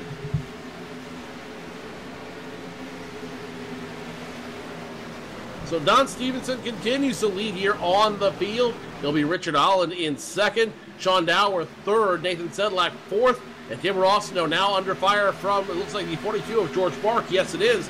George Bark gets around the 11 of Tim Rossino, and now for George Bark, position number 5. Tim Rossino 6th, Joel Wood 7th, Michael Johnson 8th, but that could change as Phil Gary trying to make the pass on the 78 right now. You're seeing it all live here on LSRTV. It's going to be Phil Gary picking up position on the 78 of Michael E. Johnson. That's another old schools driver in that green 68 machine. And now almost a scary battle as Jonathan Taylor tries to force the issue in through turns 1 and 2 down there. Yeah, he will get punished for that one. Tries to kick that 3 and 4. He will get punished as here comes the 17 of Gordon Berkey running that white L.R. Kelly trucking paint scheme. Gordon Berkey now position number 10, Jonathan Taylor position number 11, and here comes Michael Churchma like a bulldozer. He wants to make his way through if he can avoid the 64 of Jonathan Taylor. Jonathan Taylor just hits the wall hard, does a lot of damage there to the front of the truck. Looks like he's going to get passed now by, if he don't, ooh, that was close. He came down there in front of the 18 truck there. I thought there was going to be a collision there, but Jay Anderson was able to back off of it and keep the nose of the truck clean. But Jonathan Taylor, as he was getting past there, he went up and he banged the wall and did a lot of right front damage to the truck. A lot of right front damage to that truck, and Jonathan Taylor flattening out that right side. He is going to need a little bit of help when he comes back down pit road. It won't be a little bit longer, though. He's only on lap 62 of this second green flag run. Lots of long green flag runs we're seeing here tonight, which is always refreshing, makes the racing a lot more interesting. But I've got a feeling that that rash might end as we get closer and closer to ending this race. Let's take a look at where your chasers are running right now. Don Stevenson, your leader, your points leader going into this race, he's running in the top of the field. He's running position number 1 out there tonight in that Coles Wheelberg Truck Center Chevrolet. Nathan Sedlak came into this race second in points. The 35 machine will be running now in position number 4 with the red D&K trucking paint scheme on it. So Nathan Sedlak, Don Stevenson, only 3 positions between those two drivers. Everett Lane in that number 24 W&W trucking machine. So Everett Lane's got a little bit of time to make up for himself. Michael Churchma, the 88, he's going to run just in front of that group in position number 11 right now, trying to hunt down the 17 machine of Gordon Berkey to break back into the top 10. Michael Churchma came into this race fourth in the chase. David Wake forced to risk tonight's race, so he will drop to the very end of this group, and his chase might be done before it even began. Michael E. Johnson, he is going to be running in this field a little bit back from the leaders in position number 9. The 78 RMJ trucking machine will be running position number 9 just inside the top 10, but not where he needs to be if he wants to catch up to the leaders. Dominic Dyball, the 15 machine, running well outside the top 10. The small town PC machine running in the 15 truck in position number 19. So Dominic Dyball's got to think of something, and think of something in a hurry if he wants to catch up to some of those leaders. Bradley Cooper, he's at an up and down night all night long in the LaSalle Speedway truck out there tonight. Joel Wood, he came in this race 9th in points. He's going to be running position number 7 right now in his Fast Lane truck. So Fast Lane having a good showing as well if Joel Wood can score his 3rd top 10 of the night. Sal Accardi came into the night's race 10th in points. The number 39 of Accardi currently being scored 1 lap down in position number 26. So the Curiel Trucking Chevrolet needs a lot of help if he's going to try to get up front and get back to running in peak position to catch up with the chasers. Sean Dower came into this race in 11th in points. Sean Dower might be improving that position, though, as the number 60 Autos for Sale Old School Chevrolet is running position number 3 with no intention of giving that up to the 35 of Nathan Sedlak. And then there's our dearly beloved CEO, James Brown, the guy who makes everything run out here. The 00 machine currently running 14th. That machine sponsored by CORA out there, and the fiery paint scheme of James Brown, the CORA Sunday Money Series truck, 14th. Not a bad run, but I'm sure he would love to do a whole lot better to try to be the first CORA staff member to not only win a closed wheel race series, but ultimately win a championship. Well, I tell you who's wanting to do a lot better, and that's that 31 truck of Mr. Richard Holland. He just pulled it out to the lead there in front of Don Stevenson. So Richard Holland back up to the lead. Richard Holland at 31, thanking Don for running and racing him cleanly, and that will be another change for the lead as Richard Holland picks off Don Stevenson for position number 1 on the track. Meanwhile, a lot of hairy racing going on right now around the 00 of James Brown. Right beside him, it's a Kim Dolan realtor machine of Gary Bauer. He is trying to do everything he can to get around the 00 of James Brown. Arcs it high through the turn in turns 1 and 2. Now on the backstretch, more trouble. So the 27 machine of Gary Bauer, and beside him 2 chasers. 27 goes around. 27 gets him check from the 00. 27 able to save it? No, he's going to go nose first into the wall. The 27 of Gary Bauer now in the line of fire. Truck's able to avoid him, but Gary Bauer in a world of hurt. He's going to go ahead, he might pull it off the track as a result of that heavy contact. The Kim Dolan realtor machine, the Mrs. Dockside MPR machine, heavy damage, and that could be Gary Bauer's night. Paint lights are on the pace car. It will be our 2nd caution flag of the night. That was a hard hit there. I mean, he hit that wall head on, came right back down in the line of traffic there. I thought he was going to be taken out by about 4 or 5 other drivers, but everybody did a fine job of getting around him. But yeah, I think that's gonna call Gary Bauer's night there. I think he just towed it to the garage area. He's gonna have to get that thing fixed because severe damage to the truck. The 27 of Gary Bauer, that could have been catastrophic, not only for him, but for a lot of other drivers out there on the track. This is Dockside Kim Dolan Realtor MPR Analytics machine, heavily damaged after making contact with the double 00 of James Brown. That's going to cause him to get out of line in the first place. Almost rescues it had he not made contact with the 64 machine. That 64 belonged to Jonathan Taylor, and that is going to be what the final nail in the coffin of the 27 machine. So Gary Bauer heavy damage, destroys the engine out there, and that is going to bring out the yellow flag for the second time tonight. Pit road, I should say, about to get very heavy as Richard Holland, Don Stevenson, Sean Dower, all coming down the attention of their crews and leading everybody on the lead lap with them. Richard Holland up front. Let's follow the 47 of Don Stevenson as he makes his way to the very front pit stall. Up there, he is going to be right there in the second pit stall. He pulls into his stall. It will be at least 2 new Goodyear Wranglers on this on the Silverado. In front of him, Nathan Sedlak getting the same. 2 Goodyears on the outside. It'll be 2 Goodyears on the inside for both trucks. It'll be 2 Goodyears for George Park, and it's going to be Richard Holland getting off first after 4 Goodyears put on the 47 of Don Stevenson. He's now second. Sean Dower third. Nathan Sedlak fourth, and George Park comes out in position number 5. Richard Holland, what another inspired pit stop for him. He's able just to get that truck serviced down and away, and that pit crew running incredibly well tonight. Yeah, I rode in there with Richard Holland. He came in and he took on 4 tires and a full tank of fuel, so he's good to go, I think, for the rest of the race here. I was watching Don Stevenson. When he came in, he took off 4 tires.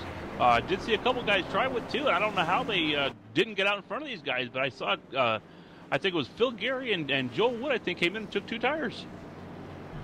So when we go back to Green Flag Racing, we will have about 50 laps left to go here at Homestead, Miami, before we crown a winner in the first of the 4 chase races. You're watching the live coverage of the Collisionworx Express 125, part of the CORA Sunday Money Series chase for the championship. Richard Holland retains the lead. Can he hold on to it as this race comes to a close? We'll find out. Stay tuned, race fans. You're watching them all live on LSRTV.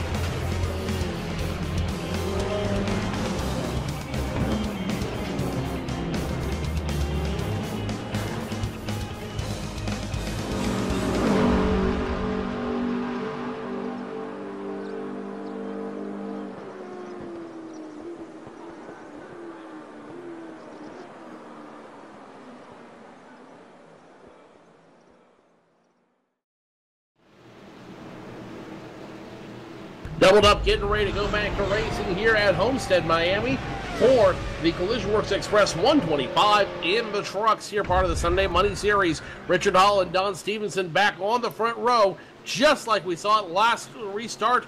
Will it have a same effect for Richard Holland? He starts him off early this time, gets the jump, coordinated perfectly with Sean Dower, and now the 2 old school drivers, first and second, getting the jump on Don Stevenson, Nathan Sedlak, and George Park. So 3 of the 12 chasers now in the top 4, and Richard Holland leads the conga line through 1 and 2 flawlessly. Well, I do believe that pit stops are a thing of the past now, unless we get another caution. I don't think we're going to see these guys coming back down to pit road, so what they got is what they got. It's going to be some good, strong racing now from here to the end of the race. Not very many laps left to go. We got another wreck. Speaking of cautions. Cautions breed cautions. We got a big wreck. 64 involved. The 97 is involved. The 3 got a piece of it. The 81 looks like he's limping as a result. The 27 able to rescue it. Now the 97 now trying to get back in the racing line. Gets involved with the 92 of the 92 of Jonathan McMahon out there. So 4.5 trucks involved in that incident, and that is going to bring out caution flag for the 3rd time tonight. We say it often here, cautions breed cautions, and you're seeing it again happen right here as Michael Tibbetts gets involved in another caution. Yeah, I think you alluded to this earlier, that once the race starts getting down here to the end, it's going to be what we're going to be seeing is some cautions, and sure enough we are. I don't know exactly how that happened with Michael Tibbetts, but he just totally slammed it there of trying to get the number of the truck that he hit. It's going to all start with the 18 of Jay Anderson, another Kim Dolan, Mrs. Dockside Realtor trucks. He just gets loose, going through turns 3 and 4 and cuts off the nose of the 51 machine. And that's going to cause a chain reaction through the field, getting Nicholas Doucette involved. Jonathan Taylor's going to go sideways. Michael Tibbetts will get a piece of that one as well. And Tibbetts gets the worst of it going on his side as a result of that heavy contact between him and the 64 of Jonathan Taylor. Then to add insult to injury, the 94 makes contact with the 92 of Jonathan McMahon. I should say 97 makes contact with the 92 of Jonathan McMahon and sent him into the wall. And now you've got 3 trucks crab walking who are going to be looking for that reset down on pit road. 3rd caution flag of the night, and it will give Sean Dower, check that, it'll be Richard Holland and Sean Dower, prime property on the front row.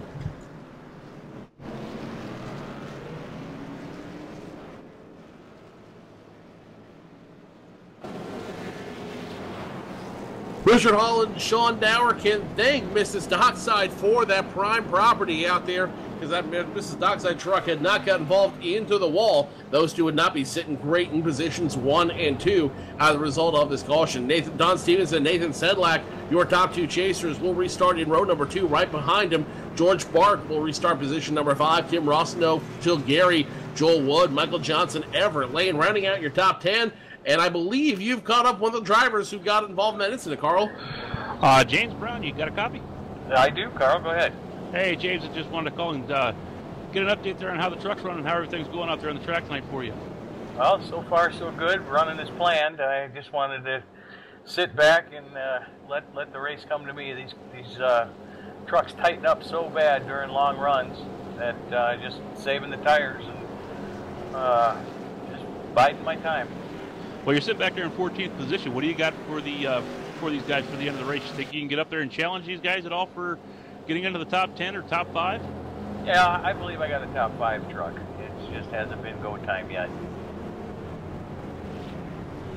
All right, James. Well, thanks a lot. Good luck, buddy, and have a good time out there. Thank you, Carl. Back up to you there, Joe. James Brown currently running in the top 20 right now, currently in position number 14, looking to improve that position as time continues to run here at Homestead Miami Speedway. Richard Holland, Sean Dower, Don Stevens, and Nathan Sedlak, George Bark, your top 5, as now this is going to throw a little bit of a wrench in that strategy, Carl. I know some of these guys were looking for that long green flag run, but I've got a feeling that long green flag run that we've watched all night is going to come to an end slowly but surely. Well, unless these guys were able to get it straightened up and keep it clean and green, yeah, I have a funny feeling you're right there, because like you said, cautions do breed cautions, and these guys are fighting now. They know the end of the race is coming. They need to make things happen out there, and unfortunately, when you try to make things happen, sometimes the wrong things happen. It's happened to the wrong people, but if you're up front, unless it happens to you, you might just end up being all right as a result of it. Richard Holland, Sean Dower, Don Stevens, and Nathan Sedlak, George Bark in that top group. And as I mentioned, 3 of your top 12 your chasers. That's 1/4 of your chasers now being represented in this top 3 group. So we're starting to see the cream rise to the top early But this chase isn't over yet. They still have 3 more races to go at 3 very different tracks. Yeah, and you got guys like James Brown, Dominic Dyball sitting back here 14th, 15th position. James said he's got a top 5 car, so we'll have to see towards the end of this race. But I can't stress enough, you cannot be finishing back in the back or in the middle of this pack to make this chase work, because there's just not enough races. It's not like you have 10 or 12 races like they do in the NASCAR. They only have 4 races to get this done in. So these guys, Brad Cooper, James Brown, Dominic Dyball, they got to get on the move and get up here to the front of this pack and at least try to lead some laps, if nothing else. Be sure to join us in 1 week's time as the chase continues here on LSRTV. You're going to be watching us on the action at Atlanta Motor Speedway as we go back to the Nationwide Cars for Retro Night. Brought to you by JJN Productions, 8 p.m. start here on LSRTV. You won't want to miss it. It'll be all the drivers you know and love, and John Stevenson looking for his 2nd mini-series championship in the Nationwide Car. Will he be able to clinch it? We'll find out next week live on LSRTV. Pace car now down on pit road. Richard Holland, Sean Nauer, the old schools driver, take away the first 2 spots. The battle is for the 3rd on back as Don Stevenson and Nathan Sedlak drive side by side into turns 1 and 2. Don Stevenson has the advantage. Nathan Sedlak 4th. Tim Rossino 5th. George Barr drops a little bit, but they still continue to run side by side through the turns. Don Stevenson now in 3rd. Nathan Sedlak 4th. Tim Rossino not giving up without a fight. After that strong run that George Barks had earlier in order to keep that truck down low. But George Barks running around here in 6th still looks good, still looks strong, but doesn't look like he's going to be able to make his way up to the front. Because every time he gets up in behind somebody, it looks like he just wants to push out towards the wall. That's not the way you want to run this race. Joel Wood continues his great, inspiring run tonight. He's going to run the 79 R&R transport machine in position number 7. Phil Gary, another one of the old schools drivers, one of the only remaining old schools drivers in contention, will run position number 8. Maybe not so much, as here comes Michael Johnson, another one of your chasers. Michael Johnson came into this chase position number 6 in the chase. Now he's going to ride position number 8 on the field. Right behind him, Everett Lane, a driver who's had an up-and-down night. He's going to run in that mix as well. Michael Churchma, Bradley Cooper, more chasers are in the top 12 and almost going 3 wide around the 25, 24, and 88. Scary moment there for Phil Gary and Michael Johnson as Joel Woods disappeared off the track, having a little bit of an electrical problem there. And just as I've said, just disappeared again. He came back onto the track there, and Phil Gary was right on his back bumper, just about hit him. So a little bit of a scary moment there for a couple drivers. Dyball almost making contact with James Brown. They're going to continue to run side by side in these trucks, trying to get the advantage on each other. James Brown, Dominic Dyball battling for position number 15 on the field. James Brown not going to give it up without a fight, and it looks like he's almost a little bit stronger on that high side. Don't count out Sal Accardi in that group. He's going to try to get his nose in there. Almost makes it 3 wide, but gives the advantage to the 15 of Dominic Dyball. He will take away position number 14. James Brown, the 00 relegated to 15, and Sal Accardi now hunting for scraps. He's hoping one of these 2 drivers will make a mistake. Sal Accardi got his truck fixed, got himself back on the lead lap. He's up to 16th position, just got around James Brown here for the position. So Sal Accardi, another one of our chasers, looking to get up here and make some noise. You got Dominic Dyball sitting right in front of him. And, yeah, looks like Sal's going to think better of going to the inside there and fall back in behind Dominic. Battle for position number 4 brewing now as Tim Rossino giving up position to George Bark. He's trying to make it work on the high side. Can't make it work on the high side. George Bark gets passed by Tim Rossino, and now Nathan Sedlak comes along for the ride. So the 35 score him now position number 5 as George Bark loses 2 positions on paper from 4th to 6th, and Nathan Sedlak almost makes contact with the 11 of Tim Rossino. The AMS oil machine doesn't get spun out for everything that is good out there, so Rossino stays position number 4, and it will be Nathan Sedlak now position number 5 as George Bark tries to get a handle on that 42 Barks competition karting machine out there. George Bark not doing a whole lot of, or trying to do whatever he can out there to salvage a top 5 finish after getting wrecked in the lead. Keeping an eye on this battle back here between Dominic Dyball and Sal Accardi. James Brown's got himself up in the mix here now. James Brown's going to take a look down to the inside of Sal Accardi. Sal Accardi's able to cut him off. as Dominic Dyball gets down below Gordon Berkey now. Looks like he's going to give Gordon Berkey a run for his money. Gordon Berkey doing everything he can to hold on in the L.R. Kelly trucking machine that's normally run by David Wenk. Gordon Berkey trying to hold on, can't make it work. Dominic Dyball doing everything he can to pass him, not going to happen. And now here comes Salicardi and James Brown. All three of these drivers are chase drivers, and all three of these drivers looking for the best finish they can get to give themselves the advantage in this 4-week chase for the CORA Sunday Money Championship.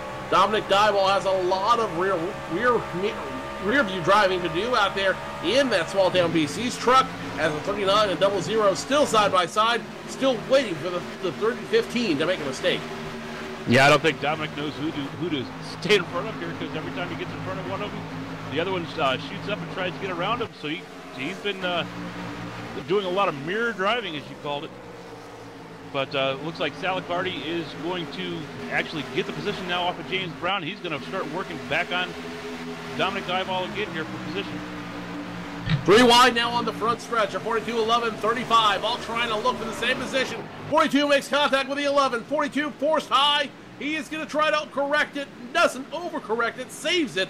The 42, George Bark, able to keep that truck running the right direction. The problem is, not before he loses 3 positions on the field. Joel Wood now trying to get 2 positions up on Tim Rossino. Nathan Sedlak goes from 6th to 3rd as a result of that misstep. Now the 42 all over the back bumper of the 11 as the 79 continues to battle electrical issues in that R&R Transport Chevrolet. Nathan Sedlak under fire from Tim Rossino. George Bark. Bark not a happy camper, and you can see how unhappy he is as he just drives it as hard as he can under the 11. Well, it looks like Richard Holland has now taken the page out of the George Bark book here and has pulled himself out to a almost 1 second lead over Don Stevens, Sean Dewar, and Nathan Sedlak. Richard Holland doing everything he can to win this race. Remember, he's not a chaser, but he is looking for that 13th position in the points to walk away with a nice little chunk of change for himself. Plus the $30 he wins tonight wouldn't hurt him at all. More contact being made between the 42 and 11. George Bark, Tim Rossino. They continue to battle side by side. Bark will get the position on the high side, and he will take away position number 5 from Tim Rossino. Michael Johnson, another chaser. He's going to try to do everything he can to get one of those positions back there. And Joel Wood, still battling the electrical problem, jumps from 7th to 10th. Joel Wood not being asked to park it yet as a result of that electrical issue, but I can't help but wonder if the officials are taking a look at that and are trying to make the best weighted decision for his interest, the interest of the other chasers, and the interest of the entire field. Well, I know if he continues to keep leaking like that, yeah, the officials are going to keep a close eye on that. Matter of fact, I'm sure that they have one of the guys sitting there. That's all they're doing, and just watching Joel Wood right now to find out if he's going to. Matter of fact, they're talking about him right now that he's having some electrical problems out there. So, very, very good possibility we might see one of our chasers get it parked here because of electrical problems tonight. Joel Wood trying to do everything he can to prevent that as we're just over 30 laps to go left in tonight's feature here at Homestead Miami Speedway. 30 laps to go, or 30 laps to go when they cross the start-finish line before we have a winner of the Collisionworx Express 125 here at Homestead Miami Speedway.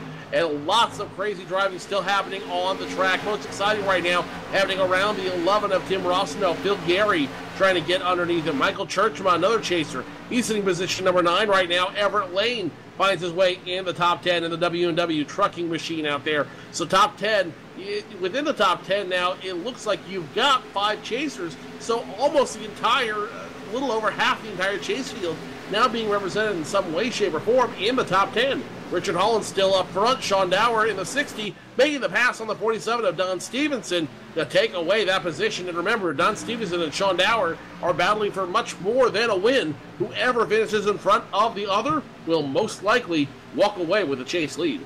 Well, I was just watching that pass when it happened there. It looked like Don Stevenson just kind of pulled over and let Sean Dower get underneath him there. Didn't want to give too much of a battle. Maybe they don't want to fall too far behind Richard Holland. I don't know, but Don Stevenson did. He pulled up and just let Sean Dower get right on around him. Richard Holland still up front. Sean Dower second. Don Stevenson third. Nathan Sedlak fourth. George Bark rounding out your top 5. Michael Johnson 6th. Phil Gary 7th. Tim Rossino 8th. Michael Churchman 9th. And Everett Lane Rounding out your top 10, Joel Wood still running position number 11 out there. Hasn't been forced to park it yet.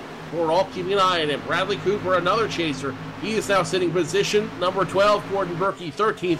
Dominic Dyball, 14th. Salicardi, 15th. James Brown, 16th. Colton Berkey, 17th. Alan Larson, 18th. Jay Anderson, 19th. And Nick Doucette rounding out your top 20. So it looks like all your chasers now occupying one of the top 16 positions. So of the 16 trucks running right now in the top 16, only 4 of them aren't chasing the championship. Well, I'll tell you, baptism by fire there with the number 11 of Tim Rossino for his first race. He's getting hard beat right now on the back bumper by Michael Churchman. Michael Churchman's giving him all he can handle right now. Michael Churchman's taking a look down here to the low side. He's going to see if he can get underneath him. Doing everything he can to work around that number 88 of Michael Churchman, trying to block that 88 of Michael Churchman. It looks like as the Lafarge machine doing everything he can to work around that 78. The RMJ trucking machine of Michael Johnson, another chaser out there. But Tim Rossino, give him a shout in the AMS oil machine. He is working as hard as he can out there to try to have a solid finish for himself, the sponsors, and everyone behind that crew. And so far, so good for Tim Rossino, as he will be in plus or minus position number 7. Leader crosses the start-finish line. 25 laps left to go before we have a winner here in the Collisionworx Express 125, part of the CORA Sunday Money Series.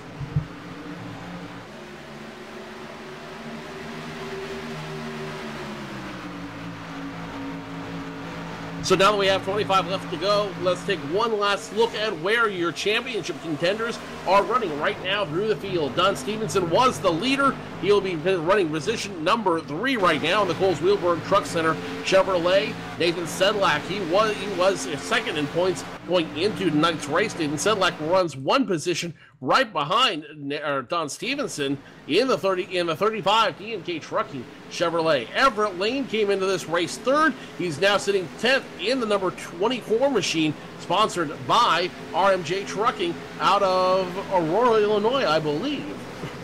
Michael Churchma came into this race 4th in points. He's now working right in front of that number 11 machine. The 88, the Lafarge machine the 88 Lafarge will now be sitting 7th in the race, but that might be a temporary position for the 88 of Michael Churchma. David Wenk unable to make tonight's race due to some technical issues. We hope we see him back here on the track in 1 week's time. Michael Johnson, your next chaser, he started this race in the 6th position in the 78 machine. That 78 machine now runs position number 10 on the field. The RMJ truck machine that runs in position number 10, the 78 of Michael Johnson. Dominic Dyball came into this race at 7th in points. Dominic Dyball now runs 13th on the field, improving his qualifying spot by 2 positions out there so far. Bradley Cooper, the LaSalle Speedway machine, came into this race 8th in points, I should say. The 25 machine now running 12th in tonight's race as time continues to run out here. Joel Wood, who's been battling electrical problems all night, continues to sit in the top 10. He came in this race 9th in points. Salicardi, the Curiel Trucking Chevrolet, couldn't get a handle on this race. The guy who came in 10th in points, he now sits 39, I should say, sits 15th, now 14th in the standings, as now racing starting to pick up around that 88 machine. Sean Dower, he came in this chase 11th in points. He's now leading as the 31 is forced to come down pit road. I've been keeping a close eye on this battle between the number 11 and the number 80.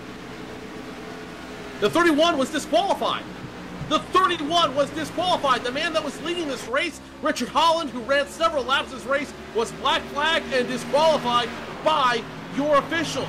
Sean Dower now inherits the lead. Don Stevenson 2nd, Nathan Sedlak 3rd, and that shakes up the entire dynamic of this race. Well, we're gonna have to find out what happened there. I'm gonna take a run over here and see if I can find out what happened. So Richard Holland disqualified. Sean Dower now up front, and he is going to be position number 1 on the field. He's got an 8-second advantage over Don Stevenson, Nathan Sedlak, George Bark, and it looks like Michael Churchma now run your top 5 out here. That's a very interesting exchange of positions. We're going to try to find out what exactly happened to the 39. And Carl, any clarification on what happened to that 39 machine? Not. I'm sorry, not the exactly. 39. On the Richard Holland machine, I'm not sure exactly what happened or what was said, but something was said that I'm not going to repeat because he got kicked out. I'm not getting kicked out, so he must have said something that was not very nice because Kevin McCarthy said we don't put up with foul language on the track, and he was removed.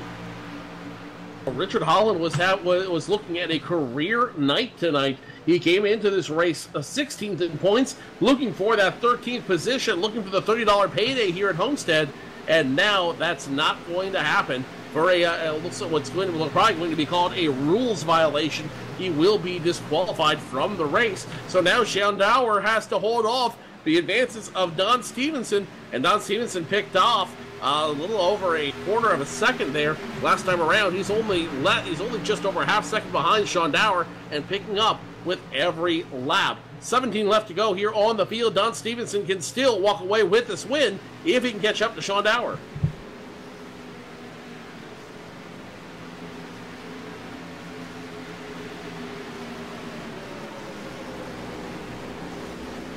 We're right on board split screen with Don Stevenson here for a couple laps as Shondauer continues to lead out here. Now just over half a second, 5/52 hundredths of a second between Don Stevenson and Shondauer. Stevenson is catching up to Dower in a hurry. But what kind of Cinderella story would it be here, Carl, if Shondauer can walk away with the win? He comes into tonight's race 11th in points as one of the owners of it, AutoShosell.com, Old Schools Motorsports Machine.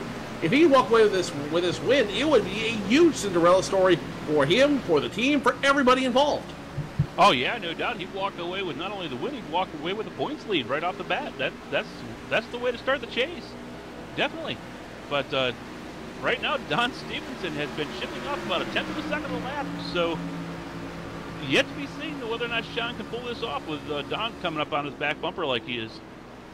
15 laps left to go, 14 when they cross the start-finish line. Dower immediately under fire from Don Stevenson. Nathan Sedlak now within third. George Park in fourth. Phil Gary fifth. Michael Churchma sixth. Tim Rossino about to get passed by Everett Lane for position number 7. Dominic Dyball now finds himself in the top 8 after passing both Michael E. Johnson and Bradley Cooper. And now you're seeing the resurgence of all of those chasers out there. The 1124 side-by-side for what's going to be position number 7. Everett Lane does not have the advantage. Tim Rossino gets it, and it looks like it's an evasive maneuver being taken by both Everett Lane and Dominic Dyball to avoid collision. Meanwhile, back up front, lap traffic getting in the way of their battle. The 21 of Jason Halverson will get in the way of both the 60 and the 47 of Shondauer and Don Stevenson. Don Stevenson now only 0.2 of a second behind Shondauer. Don Stevenson, like a shark in the water when blood is spilled, he is looking for the win. Don Stevenson has cut it down to a 0.2 of a second deficit here. He is definitely caught up with Shondauer. A little bit of the lap traffic there came into play on that, but a lot of that is Don Stevenson. Don Stevenson has a very, very fast truck. We've seen that earlier, and he's looking like he's ready to take the lead here. He is looking like he wants to take the lead in a hurry, but time is running out to do so. When we cross the start-finish line, it will be 11 laps left in the race. As caution flag comes out, this is going to change things entirely for the group, and I'm not exactly sure what I see. It's going to be 78 of Michael Johnson involved. Looks like the 18 of Jay Anderson also getting a piece of that as well. Michael E. Johnson, one of your chasers, heavy front and rear end damage on that truck. And it looks like it's going to be after he gets involved with the 18 machine of Jay Anderson. 2 trucks getting heavy damage as a result of that incident. That will bring out our caution flag for the 4th time tonight at what's going to turn out to be a very critical moment in the race, Carl. Yeah, it looks like Jay Anderson just came down the track a little bit and just touched the front end of the 78 truck and got himself loose, couldn't get it back under control, and just took the 2 of them out right to the inside wall. Big upset there for Michael Johnson, who I know who's looking forward to getting up here and running for these points. If there's a mulligan, he's going to have to take it this because that's a lot of damage there. He's going to have a long time getting that fixed. 78 might have the mulligan. He might not have used that reset just yet. So Michael E. Johnson, I believe, still has an opportunity to get out there and get at it one more time but it might be a little too late. The RMJ trucking machine making contact with the Kim Dolan Realtor, our MPR machine out there of Jay Anderson, and both those trucks with heavy damage. I think Jay Anderson, his truck is done for the night, as we have a handful of people coming down pit road, including your leaders. Now, the only one that I seen that did not come down pit road was Sean Dewar. So, yeah, the rest of our leaders look like they are on pit road. Nathan Sedlak looking for 2 tires. George Bark is going to make it a 2-tire stop. It's going to be 4 tires for Don Stevenson. He's down before he's down and away. Nathan Sedlak, 4 tires down and away. Guys who made 2-tire stops include Dominic Dieball, Tim Rossino, Phil Gary, and George Bark. All those guys making 2-tire stops out there. A little strategy move, but I've got a feeling 4 tires might be the call out here. As everyone says, these tires go away fast here at Homestead. Yeah, they got quite a few tires on them inside. They got quite a few laps on those inside tires. So yeah, it's a very good possibility that the 4 tires are probably the better way to go. But George Barks did pick up a couple positions, being the first one off the pit road. The only man who stayed out there who's going to be running on old tires is Sean Dower. So officially with 10 to go, 9 to go when we cross the start-finish line, Sean Dower will stay in the lead. And I've got a feeling Sean Dower is gambling on a quick caution out here on the field to end the race. Remember, there is no overdrive rule here in the CORA Sunday Money Series. There is no green-white checkered finish. There's no attempted green-white checkered finish. If the race ends under yellow, then the race will end under yellow, and that will be your finishing grid here at Homestead, Miami. So I've got a feeling Sean Dower is betting on a quick caution. I've got a feeling that George Bark is betting on the same thing. With 2 tires, he will restart on the front row, and George Bark could be looking at maybe taking away a win or at least a top 3 position if a quick caution comes out to end the race. Well, like I said, George, when I was watching him run out there in the lead, his truck was nice and steady, and he was able to hold the bottom of the track. Once he got into traffic there, it kind of loosened up the front of his truck and actually made him push. So maybe he's got some strategy here, get up and try to get out around Sean Dewar early and be able to have that early lead and be able to drive away with it again. Lights remain on. It will be 8 to go when we come to the start-finish line, and if the lights go off this time by, then we'll have a 7-lap shootout for the win here at the Collisionworx Express 125 at Homestead Miami Speedway. So everyone's bets, everyone's gamble, everyone's breath is holding on what that pace car does when it crosses the start-finish line. If the lights go out, it's 7 laps to go. If the lights stay on, it will be a 6-lap shootout. Nonetheless, it's going to be a very, very short amount of time. This race will be determined by a very, very quick restart. Lights are off, 7 to go. Will be the call when we're back to green flag racing.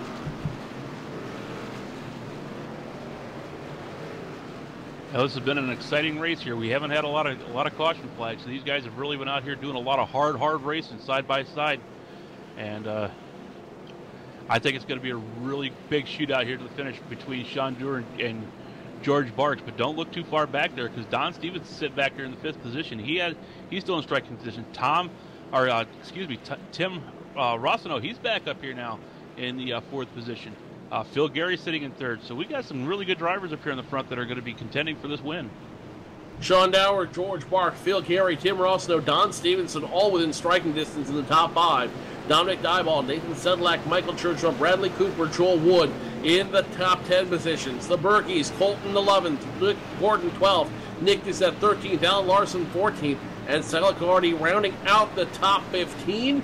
And I've got a feeling this restart right here will determine the finishing order in the Collisionworx Express trucks at Homestead Miami Speedway. Sean Dower, George Bark on the front row, waiting for the first racing Ford Mustang pace car to make the hard left turn down pit road. There we go. Sean Dower, George Bark getting ready to do business. Sean Dower hits the hammer hard as soon as he passes the restart commitment line, and Sean Dower takes away the lead. George Bark now 2nd, Tim Rossino 3rd, Dominic Dieball now in 4th. Michael Churchman gets a position on the 68 machine and the 47. So Churchman now in the top 5. Phil Gary, Don Stevenson in positions number 6 and 7 as they go to the backstretch.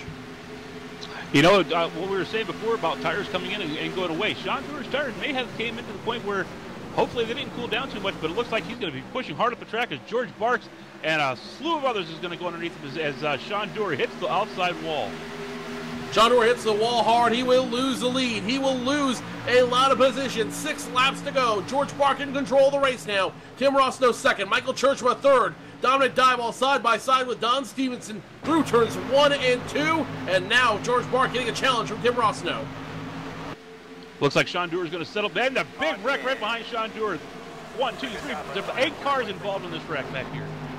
Race will be to the start-finish line. This will determine your lead and your wins. Tim Rossino up front gets the advantage on George Bark, and Tim Rossino might walk away with the win here tonight at the Collisionworx Express truck race at Miami. George Bark second, Michael Churchman third, Don Stevenson, Dominic Dieball, your top 5. Let's go back to that major incident just a moment ago. Plenty of trucks beat up, banged up, and smoky, including the number 9 of our very own Alan Larson. Several trucks involved in that one, and it involves the 51, it involves the 31, but it really looks like it starts around the 25 of Bradley Cooper and the 35 of Nathan Sedlak.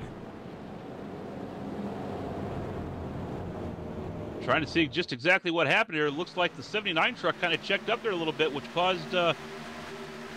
actually, it looks like the 25 got down into the 35 car. That's what caused the whole thing, but it was all started because of the checking up there of Joel Wood.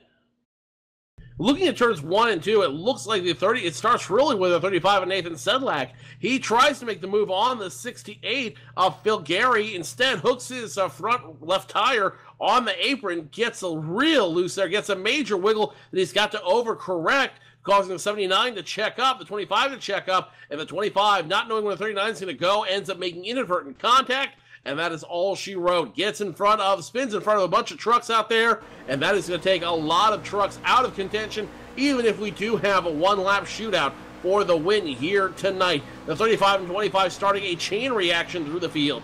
Involved in that incident were the 92 of Jonathan McMinn, the 9 of Alan Larson, the 78 of Michael Johnson, the 35 of Nathan Sedlak, the 21 of Jason Halverson, the 3 of James Wilkins got a piece of that one as well. The 01 of John Pensula, the 9 of Alan Larson got a big piece of that one. The 92, we said his number a minute ago as well. It looks like it's going to be about 10 trucks getting some piece of that incident in some way, shape, or form. Bradley Cooper, of course, James Brown looks like he got a piece of that one as well.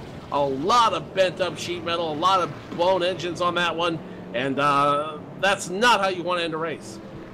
No, that's a shame. These guys have put on a great show all the way up through this race today, and to have a race end under caution is not what you want to see, especially a good race like today. And yeah, that's a shame. Currently scoring lap 122. When we cross the start-finish line, it will be three laps to go.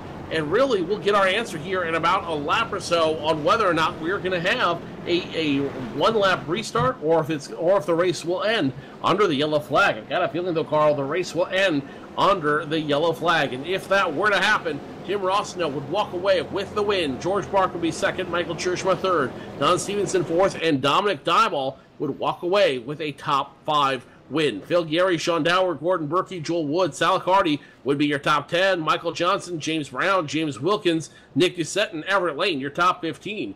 Tim Rossino, though, if he wins this race, that would be a crazy story in itself. First official Sunday Money race with CORA, yeah, that would be a pretty cool win for him, I think. I think that'd be something he'd be able to go back to his friends and say, hey, I went into CORA and I showed these guys how to race. 5 caution flags tonight in a 125 lap show, which isn't bad here, considering these shows can get crazy in a hurry. And now the telltale sign: if the pace car turns its lights off, then we will have a one-lap shootout. If he does not turn its lights off, if the pace car does not turn the lights off, then the race is over. It will end under the caution flag, and the field is unofficially locked where we stand. So here it is. The first racing Ford Mustang pace car goes past pit road. It officially crosses the start-finish line, and the verdict is lights stay on. No, lights are off. Lights are off. Carl, we're going to have a one-lap shootout for the win. One-lap shootout. This is going to get exciting, man. This is going to get crazy in a hurry. One lap will determine the winner of the 125 here at Homestead, Miami, the Collisionworx Express 125. And so really, it's all going to come down to this lap and the way you and how you position yourself to run on this lap. Sure, chasers that are in the top 10 that can walk away with a win if fate blows their way include Michael Churchman, Don Stevenson, Dominic Dival, Sean Dower, Joel Wood, Sal Accardi, Michael Johnson in 11th, James Brown 12th. But really, the fortune shines on your top 5 right now, who are all within striking distance. Rossino, Bark, Churchman, Stevenson, Dominic Dival. Any one of these drivers can walk away with the win. Well, you better tighten your seatbelts because it's about to get dangerous out here right now. These guys are going to be... I hope the fire truck and the ambulance are ready to go on this one because this is going to get bad. It's going to get very interesting in a hurry. Lights stay off on the first Racing Ford Mustang pace car, and that is going to be the telltale sign. Nope, they're not going to wave this one off. It's all happening. Tim Rossino, George Bark, side by side. George Bark's got a little bit of advantage. Noses out. Green flag flies, and here it is. One more circuit around here. Green-white. It'll be a green-white checkered, literally, as Tim Rossino jumps up front. George Bark second. Churchman third. Don Stevenson fourth as they go through turns 1 and 2. I'm not sure we're not going to see some black flags happening here because Mike Churchman changed lanes before the start of the race, before he went past the start-finish line. So there's a possibility we may see some black flags happening here. Turns 3 and 4. Tim Rossino continues to lead. Now here comes George Bark on the outside. It will be a drag race to the win, and it's going to be Tim Rossino by a nose. Now intentional contact made by the 42. 42 spins the 11 around. After they cross the start-finish line, Rossino, Bark, Stevenson, your top 3, but George Bark makes intentional contact with Tim Rossino. As a result of that, what happened? Wow. Not exactly sure what the call is going to be on that one, but yeah, George Bark's definitely turned down into the side of Tim Rossino right there at the start-finish line, which caused a huge chain reaction, taking out a bunch of cars. I don't think it's going to affect the finishing order any, but wow. We are watching the replay as we speak, and it really starts in turns 3 and 4. Coming off of turn number 3, the 42 finds a second win, finds a tailwind out there, and ends up getting side by side with Rossino. Ends up being a drag race at the start-finish line, and you see it at the start-finish line. It is literally about maybe a quarter panel between the 11 and 42 for the win, 21 hundredths of a second between those two cars, and then the 42 just turned straight into the 11, causing a major chain reaction through the field.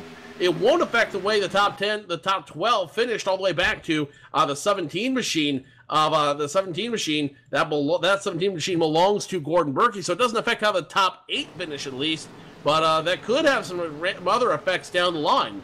In any event, I don't know what to call that. Bonehead move? You said it, not me. When we return, we'll talk to your top 3 finishers. We will get the insight on what exactly happened in that finish, and kind of recap what's been a very exciting race here at Homestead, Miami. Tim Rossino, unofficially the winner of the Collisionworx Express 125 here in the CORA Sunday Money Series. When we return, we'll talk to him and your top 3 drivers live here on LSRTV.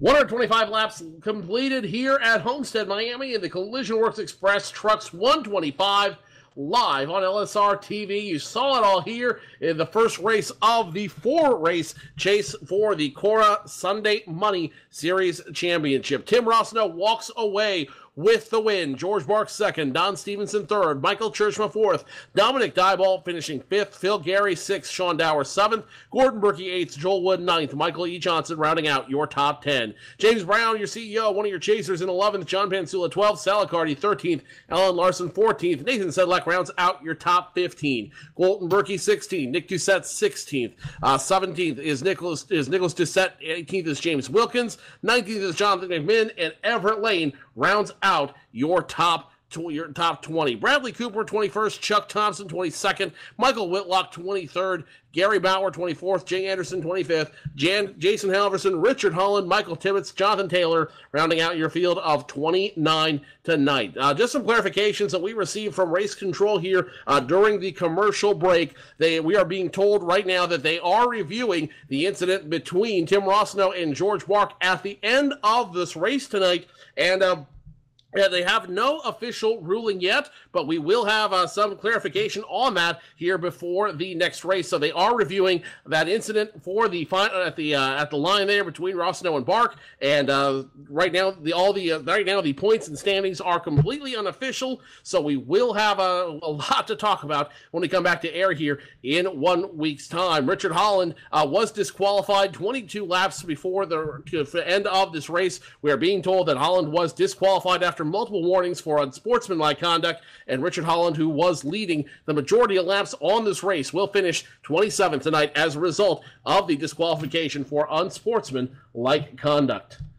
Down in victory lane in a beaten and battered 11 machine, Tim Rossino walks away with the win, and Tim, that was one of the most embattled victories we've seen here in a long time in the CORA Sunday Money Series, but yet you and the 11 made it work. That'd be a Big 10-4, man. It's a good run. Great running out there. Tell us about that very last that last restart. The restart where 1 lap to go to end the race. You seem to use a little bit of strategy to get the advantage. How'd that work for you? What did you do to really get that 11 up front in victory lane? Well, I knew the guy on the outside. He had 4 new ones. I knew I was kind of in trouble, so I was going to have to do something, and really I didn't do anything, man. I just played it straight up and just went for it, and held it on the bottom, held it wide open, and I know if I could hold it off to turn 3, I had a pretty good shot at it, and the guy darn near got me, man. I mean, I think he held it wide open through 3 and 4, but it was close, but I was in the top 10 all night, man, and it was a good run. Tim, you won the pole earlier this week, so it looks like you really had a handle on this track. What was the biggest takeaway for you in going into this race? What did you learn through the qualifiers that really helped you ultimately solidify this win tonight? Well, for one thing, these guys, the top 10 of these guys are seriously fast guys. They all run clean, hard. It was new for me, man. I just took my time and just, bided my time and just ended up, I had to be in the right position at the right time. And I had 2 tires at the end there. I really was thinking I was in trouble, but it just, everything worked out. It's got to be right on, man, to work. So it was a good run. Unofficially winning this race, so it might take a couple of days for you to get that $30 payday as a result of your big win tonight, but that $30 is still, nonetheless, going to be a lot nicer in your pocket for playing a video game for a couple hours. I'll take it. Tim, who makes it work for you? Who makes it work for everyone on this 11 team tonight? Any shout-outs you want to give? Anything you want to say? It's all yours. Yeah, I just want to give a shout-out to my son for him and I kind of collaborate on chassis and stuff, and we work it pretty hard during the week and hope that, we're good for the weekend. So it's all good, man. Tim Rossino, his first showing in the CORA Sunday Money Series, ends up his first win as well. Finishing first here tonight at Homestead Miami Speedway. Congratulations, Tim, and I'm sure we'll see you again here on the tracks pretty soon. Yeah, you could count on it. Thanks a lot, guys. Appreciate it. Tim Rossino finishing first here tonight at Homestead Miami Speedway.